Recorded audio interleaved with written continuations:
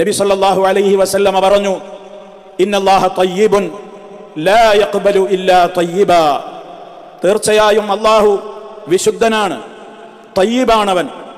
ലാ യഖ്ബലു, അവൻ സ്വീകരിക്കുകയില്ല, ഇല്ലാ തയ്യിബ, വിശുദ്ധമായതല്ലാതെ അവൻ സ്വീകരിക്കുകയില്ല എന്ന്.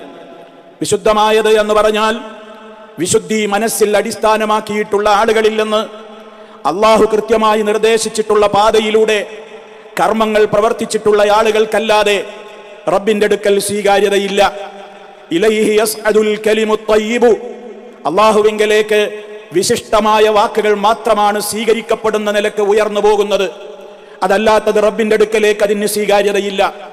അതുകൊണ്ട് തന്നെ ആദ്യം ശ്രദ്ധിക്കേണ്ടത് നമ്മുടെ മനസ്സിന്റെ തയ്യിബത്ത് നിലനിർത്തലാണ്, മനസ്സിന്റെ വിശുദ്ധി സമ്പൂർണമാക്കലാണ്.